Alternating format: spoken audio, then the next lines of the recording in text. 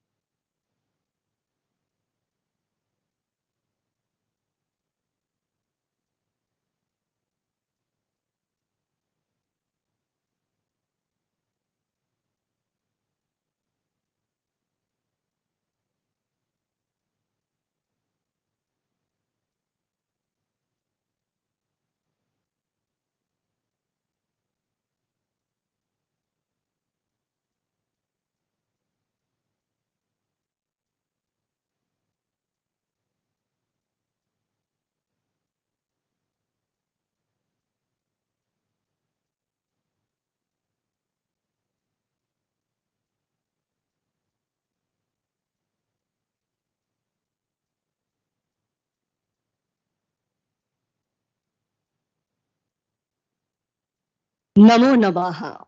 A very good afternoon to all of you. On behalf of CSIR NISPA, I welcome our Honorable Chief Guest, Padma Shri, Dr. H.R. Nagendra ji, other dignitaries, distinguished scientists, other staff members, and this August gathering for this exclusive SVASTIK lecture series on yoga for Vasudhaiva Kutumbakam. SVASTIK, which stands for Scientifically Validated Traditional Societal Knowledge of India, was initiated in August 2021 upon the clarion call of Honorable Prime Minister Shri Narendra Modi ji. CSIR NISPA was assigned as the nodal organization to carry forward this idea. And under the leadership of Professor Ranjana Agarwal, Director CSIR NISPA, along with her team, the idea was launched. The main idea behind this mission was not only to create awareness among the masses about the science behind the indigenous knowledge systems of India, but also to create or highlight the ancient traditional wisdom of India.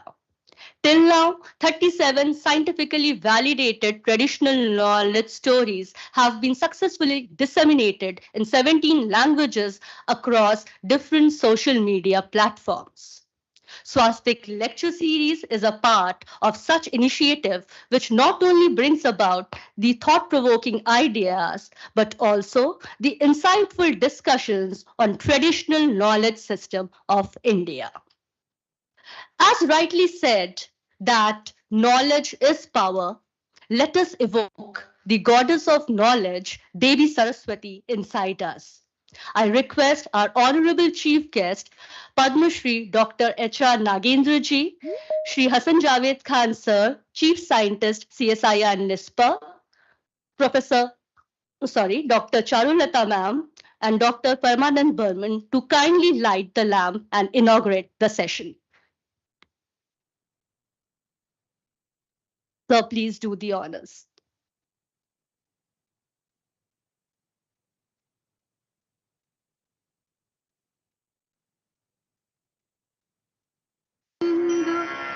तुषारहार धवला या शुभ्रवस्त्रावृता या वीणावरदण्डमण्डितकरा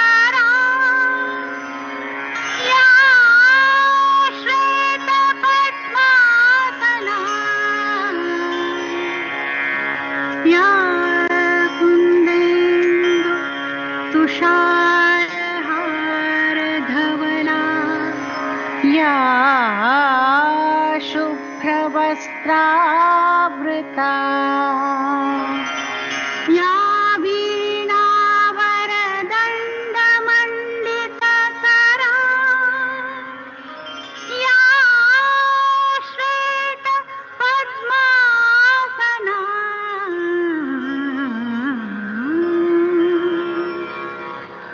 या ब्रह्माच्युतशङ्कर प्रभृतिभिर्देवैः सदा. Thank you, sir. Thank you, everyone.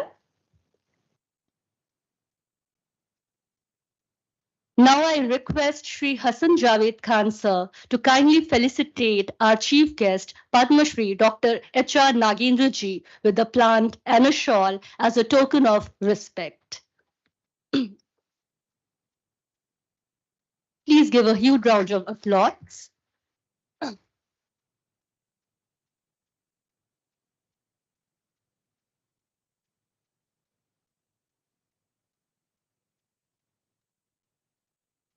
Thank you, sir. Now I request Dr. Charulata ma'am, Principal Scientist, CSIR NISpR, to felicitate Shri Hassan Javed Khan sir with a plant.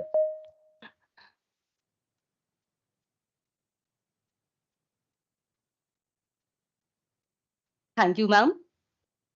I hereby request Shri Hassan Javed Khan sir to present a welcome address and introductory remarks to this August gathering. Thank you, sir. Yeah, thank you, Mona Lisa. Welcome to this SVASTIK lecture series, 4th in the series. Dr. Ranjana Agarwal, Director CSIR NISpR, has had to stay back because of some immediate health emergency in her family. And so on behalf of Director CSIR NISpR and on behalf of all the staff of CSIR NISpR, I extend a very warm welcome to Dr. H.R. Nagendra, Padma Shri Nagendra ji. He was here for an editorial board meeting yesterday, and we are glad that he has consented to deliver a lecture on yoga for holistic health. And this is a part of, as already announced, the SVASTIK initiative, which was taken up on the exhortation of the Prime Minister of India, Shri Narendra Modi ji, and handed over to CSIR NISpR as a nodal organization. We are happy that the small team very ably led by Dr. Charulata and under the personal guidance of Dr. Ranjana Agarwal has taken a number of initiatives to take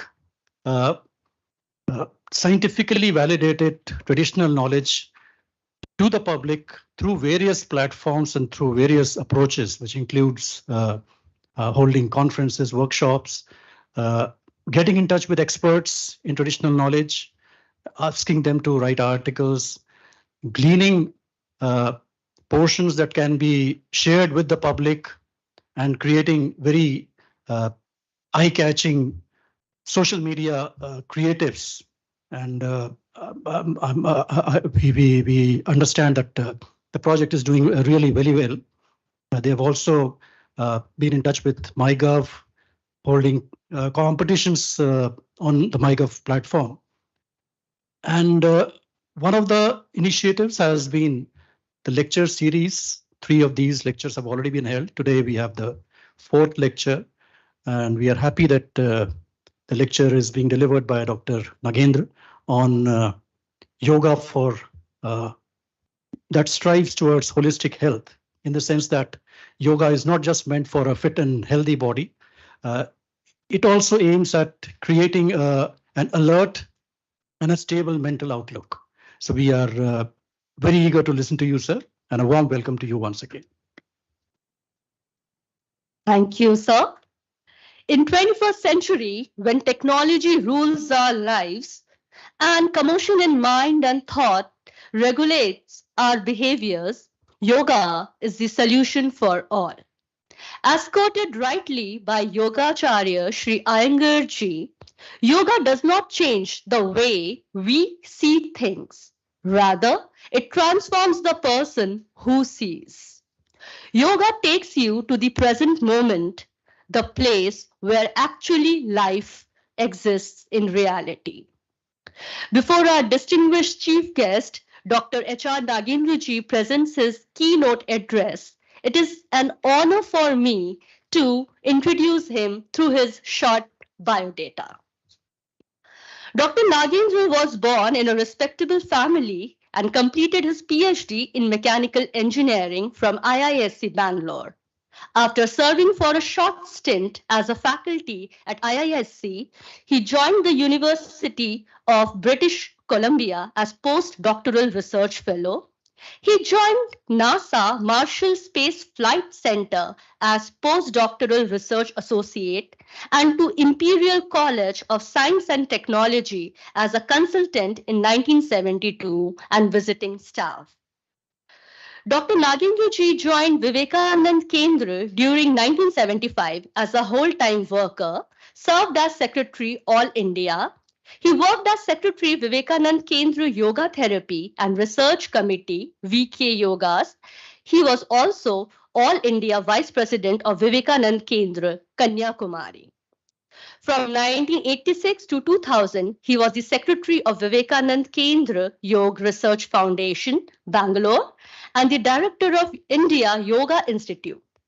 From 2000 till date, he is the President of Vivekanand Yoga Anusandhana Sanstana. He served as Vice Chancellor of Swami Vivekanand Yoga Anusandhana Sanstana, the premier yoga university from 2002 to 2030, and currently he is serving as the Chancellor since 2013. He has published more than 30 research papers in engineering and authored 150 papers on yoga and co-authored 35 books on yoga. He guided nearly 30 PhD students. He is also nominated as chairman, vice chairman, and member of various committees by Government of India. Coveted with innumerable number of national and international awards, citations in recognition of the extemporary contribution in the field of yoga, during 2016, Government of India honored him with Padma Shri Award. Thank you, sir. It's an honor for us to have you here. And sir, I think everybody is waiting for you to listen to your keynote address. Thank you, sir. Over to you.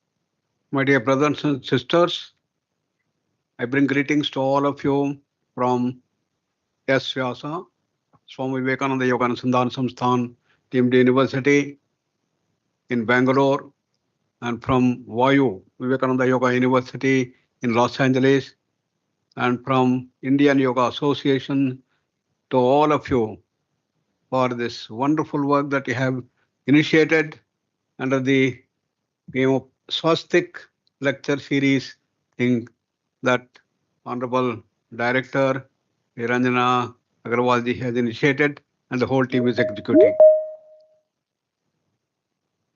What is the relevance of Indian knowledge base in the modern era of science and technology? Is a question that comes into the mind of most people. Therefore, I captioned today's my talk as meeting the challenges of our era of science and technology. What is the relevance of our Indian knowledge base is the thing. This has been envisioned by Swami Vivekananda way back, 1893 and earlier, which has been translated into action in the modern times. We are all aware of the tremendous growth that has taken place since the Industrial Revolution, which is a transition to new manufacturing process in Europe and in the United States. It was generally in the period 1760 to 1820 and up to 1840. It has completely revolutionized our entire world And we have been able to live even in the most hazardous conditions because of the technology that we have been able to develop. And continuously, the whole system is changing. The society is changing so fast in all aspects of our human endeavor, whether it is in the field of health, education, science, technology, management, economics, business, music, dance, drama, arts, jurisprudence, psychology, psychiatry, parapsychology, and even in religions and in social orders. There's a tremendous change that is taking place, and it has brought such great dividends for us that we have been able to build skyscrapers, underwater tunnels, information technology. Sitting here, we were able to build the whole globe into a single image and have our conversations throughout the world. And in the field of medicine, we have very powerful pharmacological intervention which gives you immediate relief, whereas the painkillers or insulin, for example, can bring down the sugar levels so drastically and so on. And large number of surgeries, nearly 5,000 types of surgeries today available. We can replace almost every part of the body. And we are even racing to see how best we can even change our genes so that our entire personality can be changed. And to make this possible, we have trained specialists and super specialists all over the world, and they are doing miraculous work.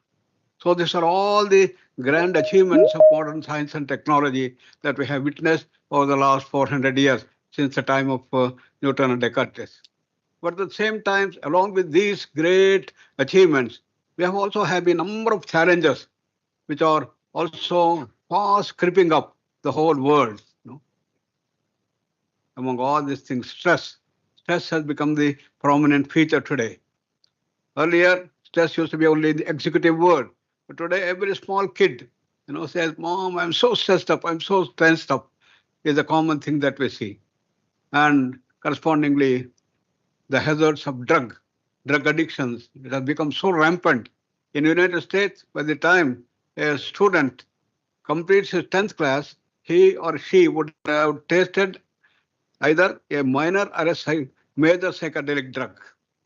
Even with 0.1% of the people getting stuck with drugs, imagine how horrible it will be.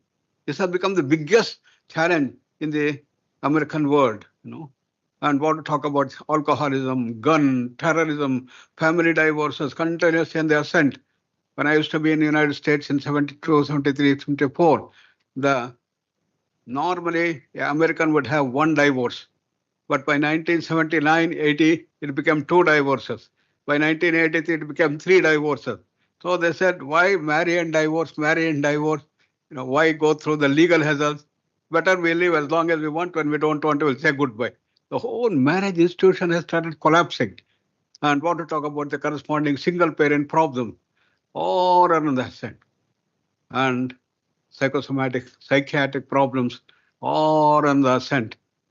We thought of infectious and contagious diseases as the biggest killers in the last century. But today, whether it's asthma, diabetes, hypertension, heart problem, epilepsy, migraine, irritable bowel syndrome, cancer, AIDS, all have started mounting up, bringing millions and millions and millions of people every year, which are causing the mortality rate increase.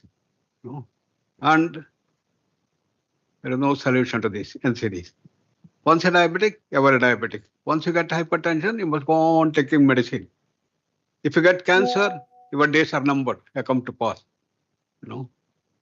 With all the achievements that we have done, why this is happening? Why is the big question that comes? The reason is the knowledge base. The knowledge that we have today in the modern science, in our entire science and technology is limited to the physical world.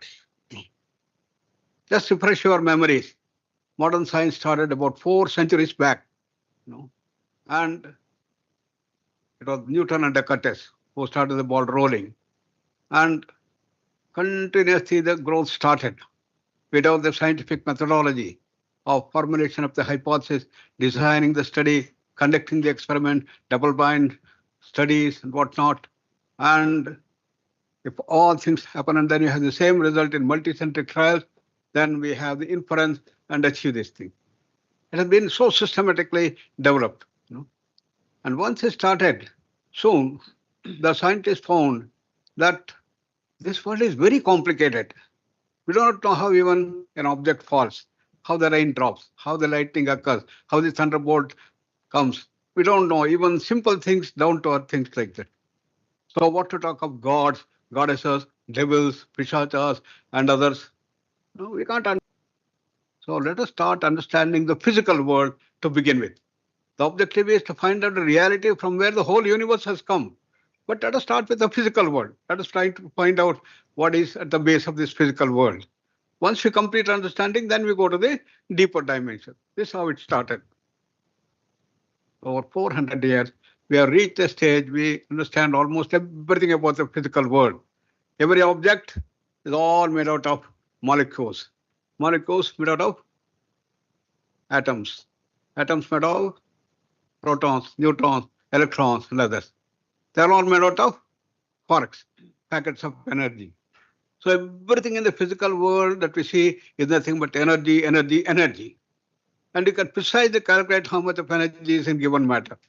E equals mc squared. That we understood there. Then we also understood the laws that govern them. Newton's laws of motion, which we all have studied in high school days.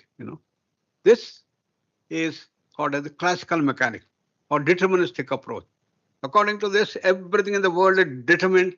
They are governed by these laws. There is no ambiguity at all. If I leave an object, 1 second, it comes down 32 feet. If I launch a rocket to the moon, every millisecond you can track the trajectory. All these things have been done. But when you go to extremely high speed, like an electron swirling around the nucleus, then Newtonian mechanics will not hold. The deterministic collapses. And we have to go to the higher laws. Quantum mechanics, theory of relativity, then all the probabilistic mechanics. What is the difference? If I leave an electron can come down, it can go up, it can go to the front, to the back, to the right or the left. In fact, an electron develops like a globe. So you cannot say where will the electron after 1 second. It may be here, it may be here, it may be there, it may be far away. We can only talk about probability of finding electron after 1 second, 1%, maybe 0.1%, maybe 0.01%. And this can all be calculated by the Schrödinger equation, the mathematical equation of probability function. So therefore, in a sense, we understood everything about this physical world. We know what is it made out of, what are the laws that govern them. Therefore, anything physical has been a big success.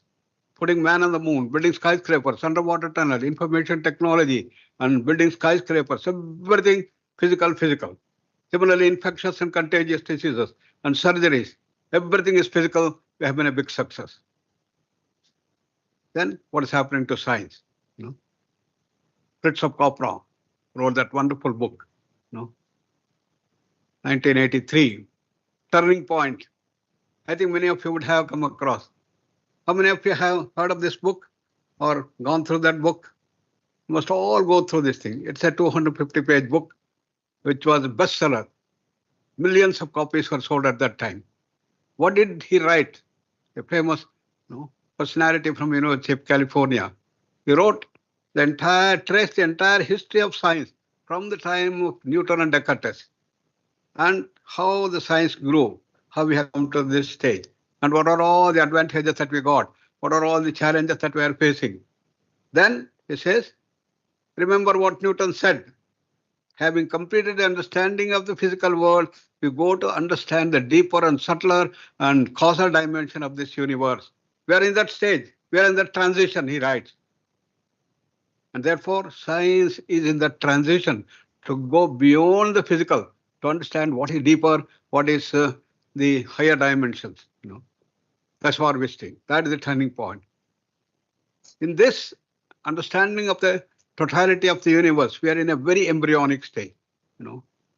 And any challenge that is related to the subtler and causal dimensions of the creation, we have no solution. Stress is one such. Modern NCDs belong to this category because stress is not merely physical. There is mental restlessness, emotional upsurges, deep-rooted psychological conflict. all could be at the base of stress. So also the NCDs. Therefore, the challenge is multidimensional, very complicated, and our solution is one-dimensional. How can you solve a multidimensional challenge with a one-dimensional solution? That's why we had a failure to completely give a solution to the challenge of stress and the modern NCDs and the challenges that we face in the world at large. So if modern science and technology cannot give us the solution for the challenges that we are facing in the era of science and technology, what is the way out? It's here that India comes into picture. Because in this country, we had understood the whole of this thing, that the grand knowledge base that we have in our country, Indian knowledge base that we have. Where are they contained? Yoga, spirituality, that's the dimension that we have. They're all contained. So the challenges of the modern era that we are facing, these are all things. They need a complete change in our understanding. There is a paradigm shift that is needed.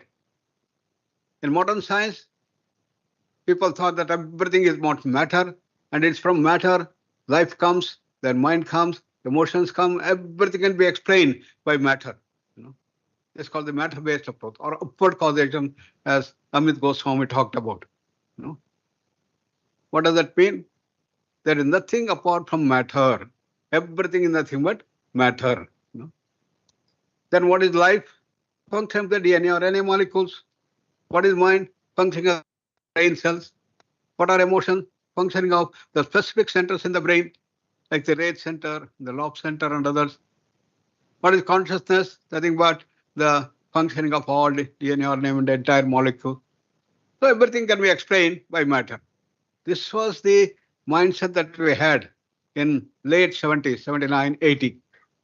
Then people started sending, if this be so, can we create prana or life out of matter? That was the condition. Therefore, people started working this direction. If we can replicate the DNA or RNA molecule, then we are creating the life. This is what we thought.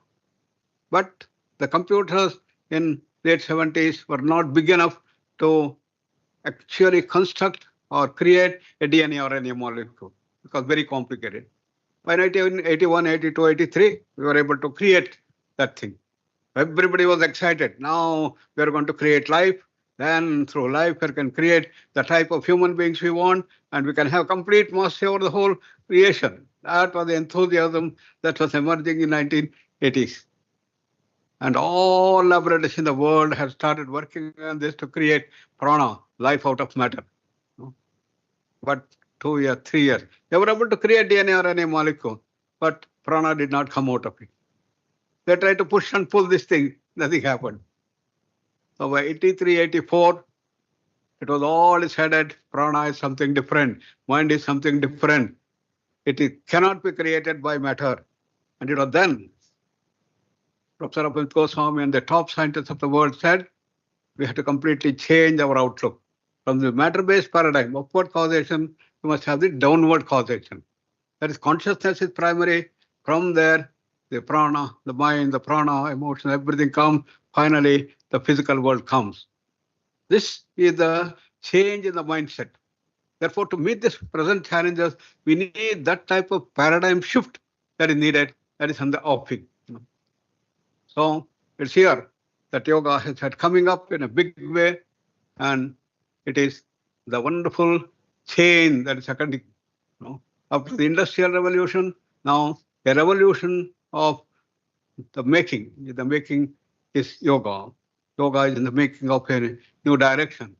And that is the big change that is occurring world over. And it was all initiated by Swami Vivekananda 1893 in the Parliament of Religions in Chicago. And he said, religions are meant to bring harmony, love, peace in the world at large. But what has happened? In the name of religion, we have waged the maximum number of wars and massacred millions and flown rivers of blood. So let this august parliament make a decision that we will stop doing these things and see that we all work together to bring peace on earth, to love, affection, make one big family. And that was the great message that he gave.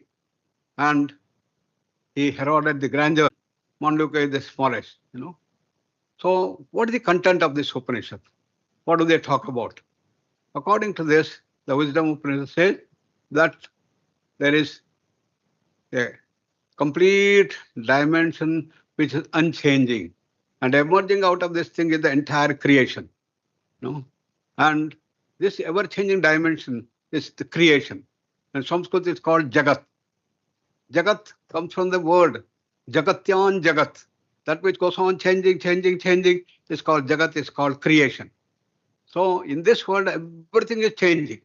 For example, this body, every day a billion cells get created, a billion cells get destroyed. Since we all came to this hall, all of our bodies are changed.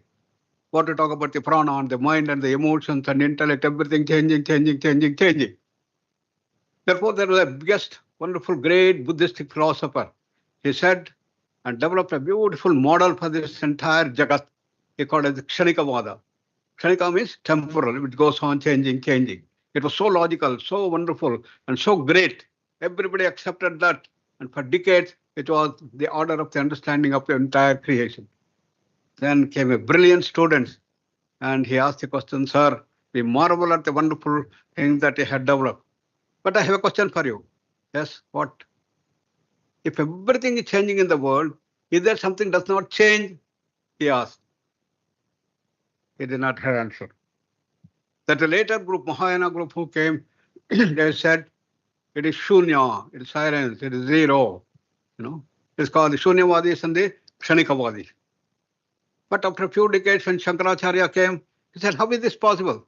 This fantastic world that we have, can it come from a zero? Impossible. That also should be infinite. Purnamadaha, Purnavidam. This Jagat is infinite. That also should be infinite. Then what is the relation? Purnat Purnam Udachyate. This entire world has come from that. If this comes out of that, what happens to that? I've got this pen. I take it out from there, it becomes a zero. X minus X is zero. So it becomes a zero. No. X minus X is zero is the law of the finite world. Infinity minus infinity can be infinity. Therefore, Purnasya Purnam Adaya, Purnam eva avasishyate. That Purna remains untouched, he said. So that is our original state. That is the state from where all of us have come. And that is called Paramatman. That is infinite knowledge, infinite power, infinite freedom, infinite bliss. And Swami Vivekananda called it as our Paramatman, is our divinity that all of us have. And from there we all have come. And we have our Jivatma that's coming here. So the ever-changing dimension is there. So from that, this world it comes is the Jagat, is the creation. The creation has the seen and the unseen dimension. For example, we have this physical body, which is the seen body. But apart from that, there is the unseen dimension. Similarly, with the physical world, which is the seen dimension, they are the grosses. Then it is said that you have the unseen dimension, that the subtle and the causal dimensions of this Jagat. And that has been beautifully described as the 5 layers, 5 bodies we all have. The physical body is called Annamaya Kosha.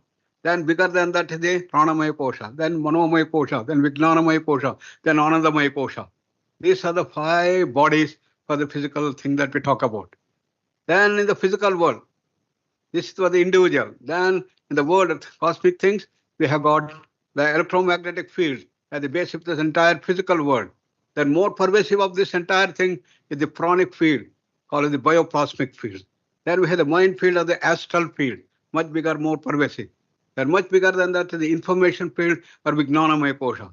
And the biggest and the most pervasive is the Anandamaya Kosha, that's the bliss field. All these layers are in continual interaction. They go on changing and changing. Change in one brings a change in all others. So that is our head. So this is the basis on which the yoga has been developed nicely. So yoga is the foundation of this Indian knowledge base. So that's the greatest contribution of India towards art and culture. And this forms the basis for all different spiritual traditions and this. Then what is that yoga that we are talking? Is it a magic? A lot of distorted views about yoga, dog yoga, bear yoga, all types of distortions have come up, acrobatics of the body. And what is yoga? The word yoga comes from the root yujyate anen. Yujyate anena iti yoga. Yuj is a dhatu. That by which you expand ourselves, that by which you join our small individual self with that all-pervasive self is called the yoga. Raising ourselves to a more normal level, to become great, super, divine human being, and reaching the highest level of that perfection itself. That is what yoga is. So, in the human progress, you could see how we have moved. Man as an animal, how we have become the normal human being. From there, we went to become great human beings. Then self-actualized human being itself, then the divine man. And ultimately, that pure consciousness, ultimate reality. This is what yoga offers to do these things, So, what is the outcome of yoga? In that process of growth, we develop our health, bliss and poise, harmony and efficiency, and to build ideal social orders with harmony, love, peace, affection, build one family. That's the theme of this thing. Vasudhaiva Kutumbakam. The whole world is one family. That's the objective of yoga and our entire knowledge base that we have. Patanjali said, how to do that? How to gain mastery over the mind. Yogaha, chitta vritti nirodha, he said. What is that mastery? You know that we all are developing the power of concentration. From the random mind, the haphazard mind, the monkey mind, we are trying to get into the power of concentration we are doing. And those people who have got concentration, can we say that all these people are yogis? Far from it. Because the very same people who are very brilliant, sharp, are getting stuck with stresses, getting stuck with challenges. Take, for example, a business executive. He goes to work and works 10 hours, 12 hours, something even 16 hours. When he returns home, what happens? The same thinking loop continues. He is unable to come out of the thinking loop. After maybe a few days, he starts losing sleep. Then, naturally, he goes to the doctor. Then, okay, take sleeping pill. But some people are very progressive. They don't care for the doctor. Why I have to go to doctor? I will go there. Where? Start drinking. But the same people, after a few years, they have a massive heart attack or a stroke. Why? If concentration is the totality of the mastery, we should have heard that. It's here that yoga brings a point. That's only one part of the mastery.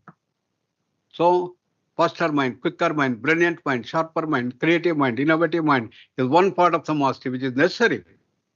But there is a second dimension of mastery, calming down the mind, silencing the mind, tranquilizing the mind, and bringing it down. So, I define prashamana upayaha yogaha. It said, calming down the mind. Prashamana is a beautiful word in Sanskrit. Prakashena shamayati iti prashamanam. That means deeply tranquil the mind. Go into the deep silence, deeper and deeper silence, and go into what are called the samadhis and higher states of consciousness. So this forms like two wings of the entire system of gaining the mastery. Therefore, unfortunately, our entire education system has been developed only the first. In our country, the Gurukula system, both were nicely harmonized in our Gurukula system of education. But when we had the mechanized system of education came, so the first thing was contemplative. When people were sitting in deep meditation, calming down the mind, silencing the mind, Macaulay said, hey, don't feel lazy. Come on, get up, be active. I was thinking, why did this happen? Not only India, all over the world. Why did this happen? I was thinking. It's all because Macaulay thought of only two states of mind. One state of mind, lazy mind, lethargic mind, calm mind, silent mind, peaceful mind. Another is active mind, brilliant mind, energetic mind, faster mind, creative mind. These are the two things that he conceived. Therefore, he removed the entire dimension of calming down the mind, silencing the mind. It was given to probably Maharshi Mahesh Yogi, who did intensive research at Harvard. And he said, no. What he says, laziness, lethargy, drowsiness, sleepiness has to be shattered, no doubt. But the second time, you have to be active, fine. But there's the third state of mind, which is calmness of the mind, silence of the mind, tranquil mind, and deeper mind. So this is far superior than the active mind that you are talking. So don't equate this with the laziness, lethargy, drowsiness. Therefore, through the process of transcendental meditation, that is meditation process, he was able to show that this is a much higher state than even the things. So nearly 900 research papers were published under the guidance of Dr. Benson and other team in Harvard University, and by 80s, late 80s and others, everywhere TM became the order of the day. Everybody we started adopting it. So this is what is needed in the education system. We understood the whole thing. Therefore, you all should develop the third dimension to be put into this dimension. Ultimately, what is the goal? Kaivalya, Patanjali said. Kaivalya is the pure consciousness. That's ultimate reality. It's a state of perfection. Different people called it by different name. Vedanta is called moksha, and Kaivalya called by Patanjali, and it's called as pure consciousness in science, reality. We can say Parama Atman. That is the source of all of it. That's the original state. And Brahman is the base of all this creation. So that achievement of that is the whole goal. So Swami Vivekananda said, each soul is potentially divine. The goal of life is to manifest that divinity. That divinity that is there has to be manifested. Why it is not being manifested? Sun is there, very bright sun, but dark clouds. Sunrise is not coming. Similarly, we have all that power, everything there, but we have 5 layers which are preventing that entire thing to manifest. And we have accumulated dirt in all these layers. And that's called as the prarabdha karma or sanchita karma and this dimension. All in the form of archetypes and blocks, knots, obsessions, and so on. So the whole process of yoga is to purify that, make it transparent. Then the whole power, energy, knowledge, bliss are going to come up. This is what we do. So how to do that? Swami Vivekananda again gave a direction that we have 4 streams of yoga. Working at the path of intellect, jnana yoga. Working at the path of emotion, the bhakti yoga. Working at the path of willpower, strengthening the willpower and developing complete mastery over the mind is the Raja Yoga. And bringing it to day-to-day practice to convert entire life into a life of yoga. Yoga is a science of holistic living, I call. That is the Karma Yoga. You can choose any 1, 2, 3, or all of these and be free. And the great yogi, Sri Aurobindo, he said, for the modern challenges are multidimensional. Therefore, one yoga will not do. You must have all the yoga. He call it as the integral yoga. So that's how the great masters, Swami Vivekananda and Aurobindo, has given the whole system into these 4 dimensions. Therefore, yoga works at all the levels. It is multidimensional, physical, mental, emotional, intellectual, with a spiritual basis. Therefore, it's the right solution to deal with the multidimensional challenges that we face in our era of science and technology. Because the challenges are multidimensional, you have multidimensional solution through the yoga. And that's why yoga has started to become so popular and around the globe. And therefore, our Honorable Prime Minister presented this wonderful vision of yoga in the Union, UNO, what a response it was. He suggested June 21st to be the International Day of Yoga. It was accepted by 178 countries. And we are telling how our Islamic brothers and sisters also from 45 countries accepted and said, yes, we want the June 21st. And then with no challenge, exponentially, the things are growing, the spread of yoga all over. So how to concretize? This is one dimension, International Day of Yoga. And last year, the Ministry of Health had the target of 20 crores of people. 19 crores were achieved. And this year, the target was 25 crores. And we are collecting all the data to see whether we were able to achieve this thing. That's the dimension that comes. But Swami Vivekananda said, we are in the era of science and technology. Therefore, we have to combine the best of the East with the best of the West. What is the best of the West? Modern scientific research. And therefore, we have to bring this research dimension, evidence base for all dimensions of yoga and its application has to be brought forth. Therefore, the deeper dimensions of our tradition has to be understood. And we have to meet the challenge to see that the intellectual brilliance in our students are brought. How we are going to do that? By bringing the latest developments of science and technology to research about the benefits of our tradition. And it's here that this wonderful organization, instigated by CSIR, has started this Indian Journal of Traditional Knowledge, IJTK. and it's now expanding its wings to various aspects of life. And also along with that, we have the 15 journals that are brought out by the CSIR. I was very happy to know that every journal is going to come up in a big way. And we don't have to depend on the external journal only for our publication. Our dream is that we should have our Indian traditional knowledge brought out in its best performance, and people should bring their research into our journals. And that's how India can give the lead. Because in most of the journals I found in the Western journal, maybe it's the NEJM or Nature or Science, the holistic vision of the entire thing has not brought about in the whole thing. So it is here that we have to bring out these dimensions effectively we are doing. So this is one way by the research has to be brought. Then concretizing this dimension in the form of an education system. We started doing that in the school education and then brought through the university.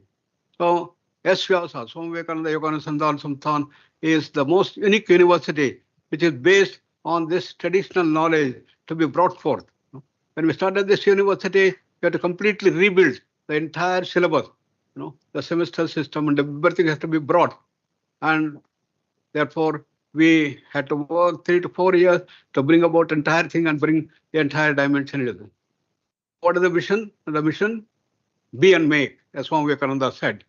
So the whole goal is to bring about a transformation in the human beings. Education is a manifestation of perfection already in man, as Swami Vivekananda said.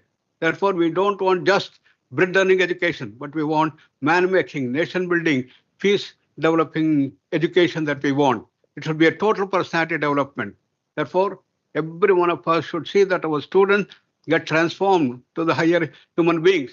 And then the second mission is combine the best of the East with the best of the West.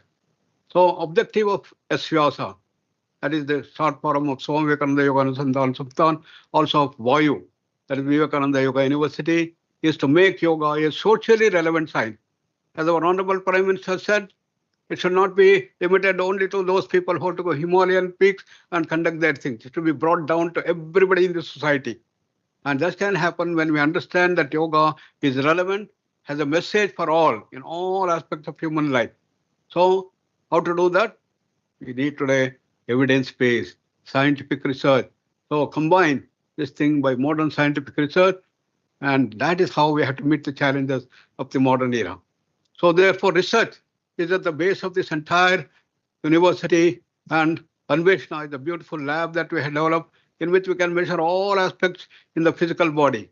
Then we can measure what is happened to prana, the mind, emotions, intellect, everything we can measure. That's the speciality that we have. We can track and measure the Annamaya, Pranamaya, Manomaya, Vijnanamaya, Anandamaya, Koshas, everything can be brought forth. So the University of S-VYASA is bringing about 2 journals, International Journal of Yoga, iJoy, and recently we got the Integrated Impact Factor of 1.6. And we have Journal of Applied Consciousness Studies, JSCS, by which we'll be able to. So the research contributions brings about research papers published in leading medical national and international journals. We have 920 research papers and 2 technical journals brought about, and the research dissertation, thesis, reports, nearly 2,500 we have been able to bring about. But this has to be brought forth so that the people at large will absorb this total wisdom base of our Indian knowledge base. Therefore, in all aspects of human life, it has to be brought. Therefore, in our university, we have division of yoga spirituality, division of yoga life sciences, physical sciences, management studies, and humanities. And what is the main thing that we have to bring in the field of spirituality? It is that we have to bring in the dimension from matter-based paradigm to consciousness-based paradigm. This has to be established by scientific research. So culling out all our literary research from various texts of yoga, spirituality, various religions, we have to bring about what are the common factors of various religions has to be brought forth. And our students are bringing about such wonderful commonness from all religions. This is what Swami Vivekananda was heralding. And Ramakrishna Paramahamsa did it in his own way. How doing the sadhana, he was able to get the sakshatkara of the Christ and Islam and all religions. And he said all religions are true. And we accept, we not just tolerate religions, but we accept all religions. That is our Indian greatness and heritage. And therefore, this has to be brought forth in scientific terminology. Using that, we move from matter-based paradigm to consciousness-based paradigm. And that is the one that we are trying to do this. Therefore, the division of spirituality, we have Samskrut, the Vedas, the Upanishad, the Prasthanatraya, Shruti Prasthana, Smriti Prasthana, Nyaya Prasthana, all taught, and the Shraddharshanas. No? And we have comparative religions. So, in all these things, we have to bring about the scientific dimension as to how all these things have brought out the consciousness-based approach. So our courses bring about how in the process there is going to be awakening of the Kundalini and various levels of Samadhi, and the Shraddharshanas are going to come up.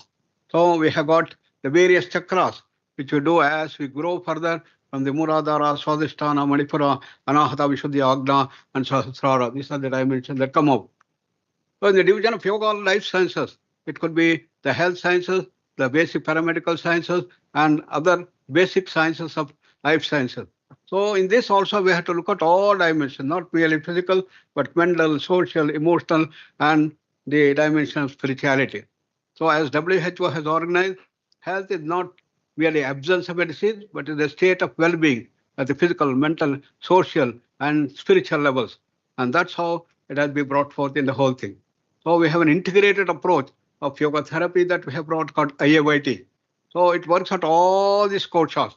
So we have developed the programs at the Annamaya Kosha. We have got the dimensions related to the asanas, the kriyas, Sukshma Vyayama, music, loosening practices, strengthening muscles, and IRT, QRT, that is relaxation technique, and good diet, all these things.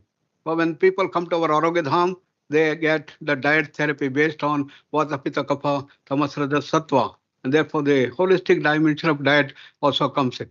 Then in the Pranamaya Kosha, what is important is that we have to bring the pranayama, and we have the breathing practices and the special kriyas.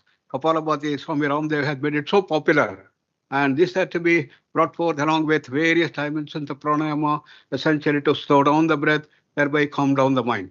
At the mental level, we use the dimensions called dharana, dhyana, samadhi. Dharana and dhyana are meditation, and we have the mastery over the emotions that we bring about by doing this thing. At the Vijnanamaya Kosha, we work the theory aspect of it, very important. Along with, we have the counseling. And finally, Anandamaya Kosha. Life is for enjoyment. All the time we should be happy. And for that, we have the Karma Yoga. How to bring that Ananda throughout the thing.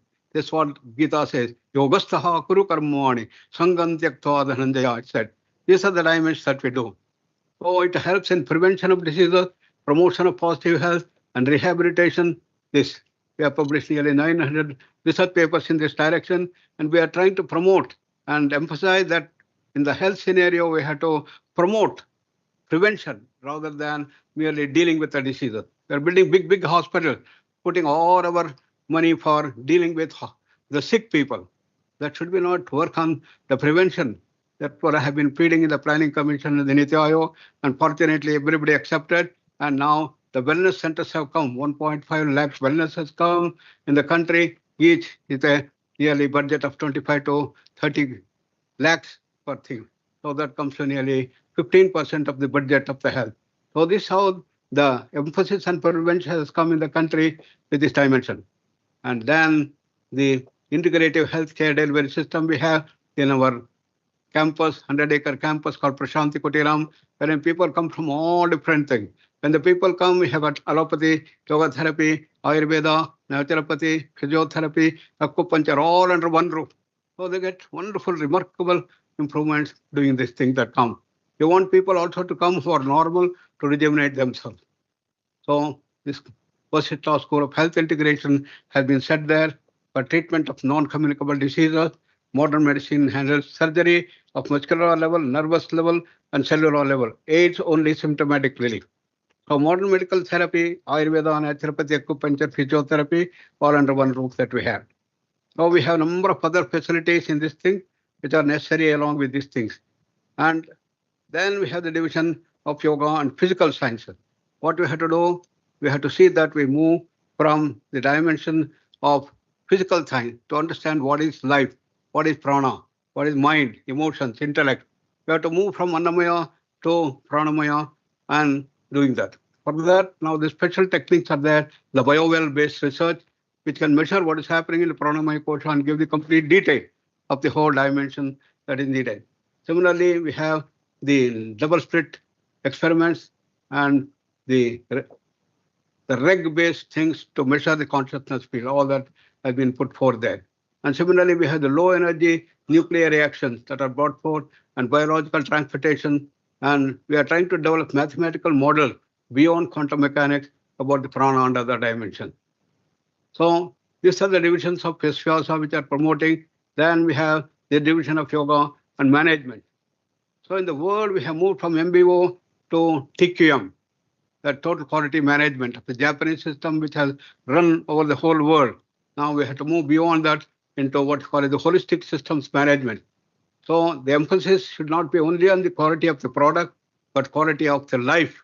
That's also important. That has been imposed in our management system.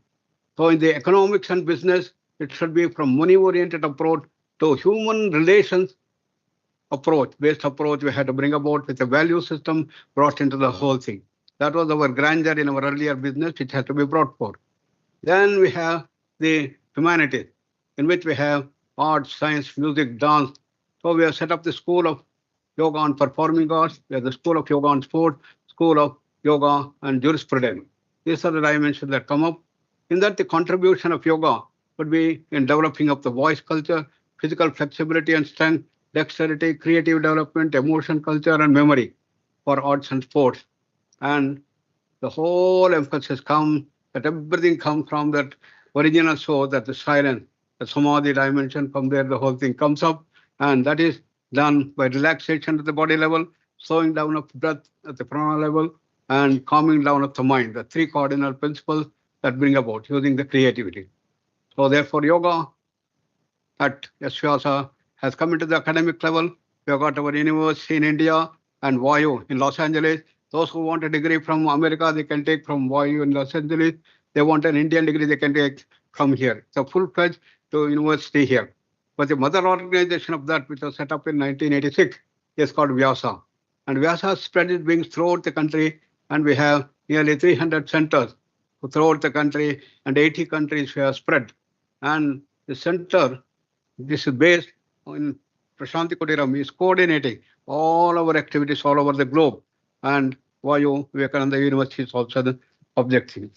So when our alumni who are produced nearly 500 to 800 students undergoing the things and getting bachelor degree, master degree, and doctoral program, they spread all over the world and spread this message of the holistic vision of our Indian knowledge base, and see that they are able to do this thing. They teach yoga for general public, train yoga instructors, deal with patients if they are trained as yoga therapists.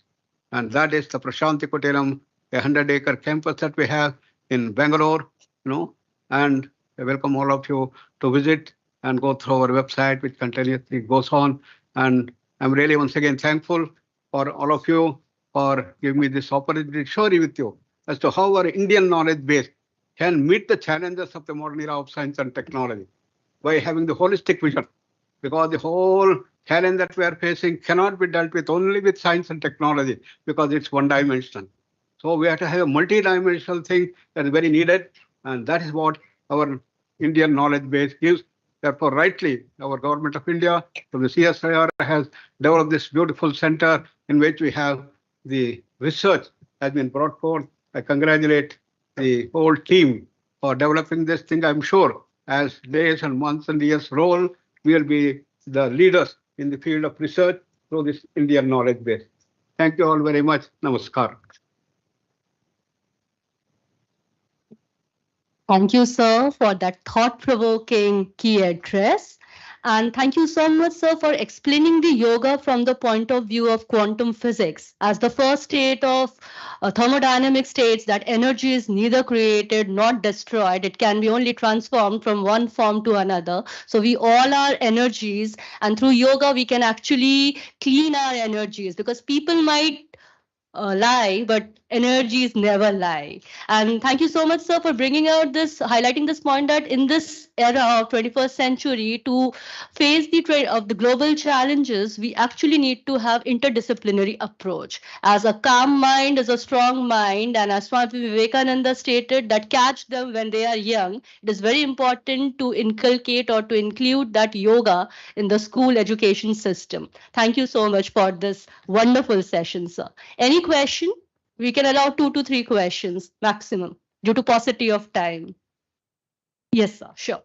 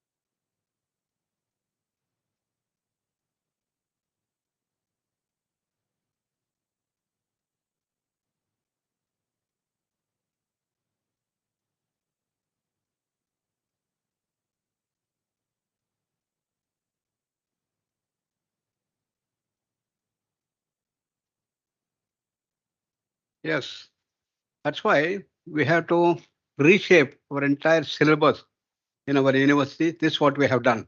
For example, when we teach, for example, anatomy, we deal with everything about the cell, the organ, the systems, and everything about the anatomy. But we say this is about the physical body, is fine. But apart from that, we have got another 4 bodies. What are the anatomy of this thing? In the pranamaya course, it's made out of the nadis and dimensions.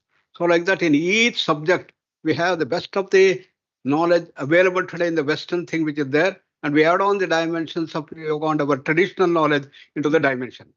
So, this is how the entire syllabus is modified in our university, and this we are spreading through the VAYU and all over the world. And because of this online programs, this also has become possible. And we have also developed this AICT number of programs through the SWAYAM, through which we can spread this knowledge. And it takes time for the whole thing to happen.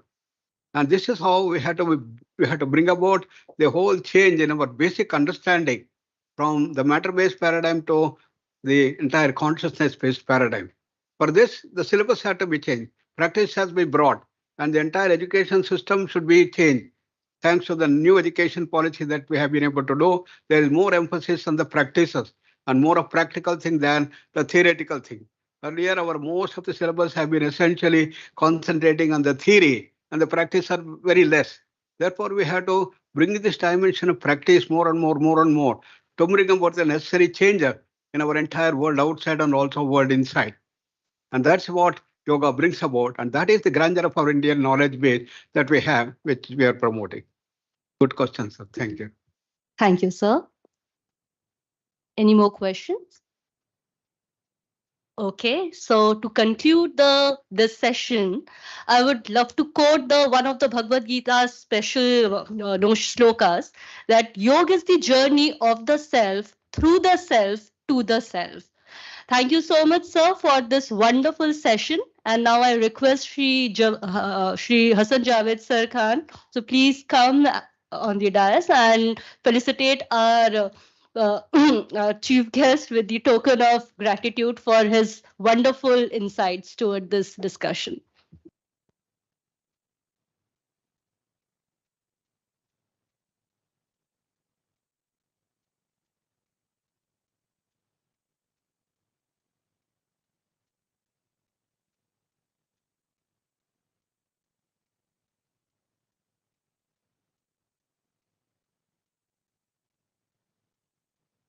Thank you, sir. Now I request Dr. Charulata ma'am to please present the vote of thanks on behalf of CSIR NISPR.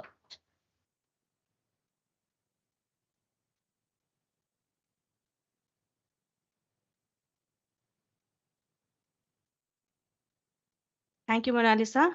So good evening, everyone. I deem it a great honor and privilege to propose the vote of thanks on behalf of the SVASTIK team and entire CSI NISPR for today's NISPR SVASTIK lecture session on yoga for Vasudhaiva Kutumbakam. So yoga offers numerous rewards that improve our health and secure us peace of mind. So first and foremost, I thank our chief guest, Padma Shri Dr. H.R. Nagendra ji, the most revered and respected Guruji, who is a renowned yoga expert and Chancellor of S-VYASA University, who despite his extremely busy schedule agreed to our request to grace the occasion and deliver the keynote address. I'm sure the audience must have been immensely benefited from his talk. I would also like to mention here that Guruji has also accepted our request for the position of editor-in-chief of Indian Journal of Traditional Knowledge, and we are deeply humbled and honored for this, and express our deepest gratitude to him for accepting our request. I also express my heartfelt thanks to our director, Professor Ranjana Agarwal, for her stewardship, support, vision, and commitment to promote Indian traditional knowledge and SVASTIK. She has been a guiding force behind this national initiative, and her words of encouragement, able and continued support for this program is deeply acknowledged. I'm also very grateful to Shri Hassan Javed Khan sir for presiding over today's function in absence of Director Madam at the last minute. Sir has always been very kind and supportive towards all our endeavors, and his unstinted support in organizing this lecture is duly acknowledged. I can see that we have online members who have joined us, especially Professor B.N. Jagtap, SVASTIK Steering Committee Chair. So I'm highly grateful to him, and RC members also, and esteemed members from different CSIR labs who have joined us online. I'm also thankful to the general public and all other members of CSI NISPR and otherwise who have joined us live through SVASTIK Facebook page to attend this lecture session. Now, I'm also thankful to Dr. Rabindra Acharya and Dr. Natesh Babu, along with other members from S-VYASA. And one madam also has come as a special invitee. So thank you very much. I would also like to thank the IT team led by Ms. Charu Verma, the audiovisual and media team led by Dr. Manish Gore and Sri Srivastava for helping us with the online meeting and live streaming of the program. Thanks are due to COA, AO, COFA, SPO, and all admin and finance staff who have helped us in organizing the program. A special thanks to the organizing committee, especially Dr. Paramananda Burman and Sri Rakesh Nagarwal and all the SVASTIK team who tirelessly worked on minute details for successful execution of the program. I thank all our colleagues and NISPR staff present here for accepting our invitation and attending this lecture. I thank the members of media for evincing interest in covering the event and all good hearts who work behind the screen. So kindly pardon me if I've left out any name. My heartfelt thanks to each and everyone for making this program a success. Thank you once again.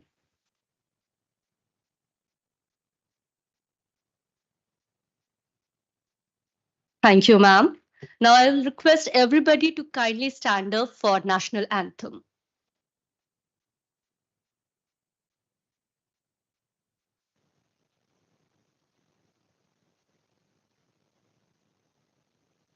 Jana Gana मन अधिनायक जय हे भारत भाग्य विधाता पंजाब सिंध गुजरात मराठा द्राविड उत्कल गंगा विंध्य हिमाचल यमुना गंगा उच्चल जलधि तरंगा तव शुभ नामे जागे तव शुभ आशीष मांगे गाहे तव जय गाथा जन गण मंगलदायक जय हे भारत भाग्य विधाता जय हे जय हे जय हे जय जय जय जय हे